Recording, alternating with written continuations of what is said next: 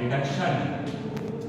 So in pharmaceuticals, when we need to reduce the size of large particles to get into smaller form, then we need to reduce their size. जब भी हमें बड़े बड़े particles का, solid particles का size reduce करना होता है तो हम साइज रिडक्शन मैकेनिज्म को यूज करते हैं। बेसिकली इसका जो ऑब्जेक्टिव होता है मैं आपको बताता हूँ, हमें साइज को रिड्यूस करने की जरूरत क्यों पड़ती है। जब हम साइज को रिड्यूस कर देते हैं तो पार्टिकल्स का जो सरफेस एरिया है वो बढ़ जाता है। जब सरफेस एरिया बढ़ जाएगा तो एब्जॉर्प्शन की प्रॉपर्टी उसकी अच्छी हो जाएगी। So for better or optimum absorption we need to reduce the size of particle. अब इसके कुछ मैकेनिज्म्स होते हैं। इसके मैकेनिज्म्स होते हैं जैसे impact, attrition, combination of impact and attrition, cutting and compression. अगर मुझे इम्पैक्ट चाहिए तो मैं यूज करूंगा हैमर मिल का। अगर मुझे इम्पैक्ट के मैकेनिज्म से किसी पार्टिकल्स के साइज को रिड्यूस करवाना है तो मैं हैमर मिल का यूज करूंगा। अगर मुझे एक्ट्रीशन करवा के किसी भी पार्टिकल के साइज को रिड्यूस करना है तो हम फ्लूइड एनर्जी मिल का यूज करेंगे। हाँ, अब मोस्ट इंपोर्टेंट कि जब हमें combination of impact and attrition चाहिए तो in that case we use ball mill. That's principle is impact and attrition. अगर हमें कटिंग करवाना होगी तो हम कटर मिल का यूज करेंगे। अगर हमें कंप्रेशन करवाना होगा तो हम रोलर मिल का यूज करेंगे। रोलर्स की मदद से उसको कंप्रेस करेंगे जिसकी वजह से उसका साइज रिड्यूस हो जाएगा।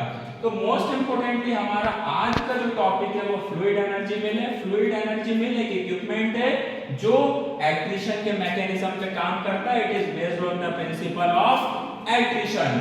इसके अंदर क्या होता है, सबसे पहले at the same time simultaneously हम फीड इनलेट से होपर की मदद से हमारे बड़े बड़े पार्टिकल्स को, लार्ज पार्टिकल्स को इंट्रोड्यूस करवाते हैं at the side of loop pipe, जहां पे ये एयर पास होती है। कंप्रेस्ड एयर बोल सकता हूं मैं, या मैं इसको स्टीम बोल सकता हूं या सुपर हीटेड एयर बोल सकता हूं। Eight the same time feed भी इंट्रोड्यूस होता है और यहां से फ्लूइड नोजल्स की मदद से हमारी कंप्रेस्ड एयर या सुपर हीटेड एयर पास होती है।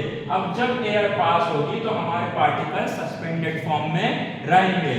सस्पेंडेड फॉर्म में रहेंगे। यहाँ पे मैं इसको ग्राइंडिंग नोजल्स भी बोल सकता हूँ क्योंकि जब यहाँ से स्टीम पास होती है तो हमारे बड़े बड़े पार्टिकल्स पे प्रेशर पड़ता है और एट द सेम टाइम एक्ट्रीशन भी हो रहा होता है। जब एक्ट्रीशन होगा तो उसका एक टाइम के बाद डिफॉर्मेशन हो जाएगा तो ये बड़ा पार्टिकल्स छोटे पार्टिकल्स में टूट के बिखर जाएगा और इस स्क्रीन के थ्रू क्लासिफायर ट्यूब में चला जाएगा। क्लासिफायर ट्यूब पार्टिकल्स को क्लासिफाई कर देता है, बाइफरकेट कर देता है, बड़े को अलग कर देता है और छोटे पार्टिकल्स को यहाँ पर ले जाता है। जैसे कि आप देख सकते हैं यहाँ हमारे पास आउटलेट ओपनिंग है जहां से हम हमारे फाइन पार्टिकल्स को ऑब्टेन कर लेते हैं। अब जहां पर रिडक्शन हो रहा है उसको मैं बोलूंगा रिडक्शन चैम्बर। यहाँ पर हमारी इंट्रोड्यूस होती है या इंस्टॉल होती है ग्राइंडिंग नोजल्स जो रिस्पॉन्सिबल होती है साइज के रिडक्शन के लिए। सो इस स्क्रीन के थ्रू बड़ा पार्टिकल्स अलग हो जाता है और छोटा पार्टिकल अलग हो जाता है।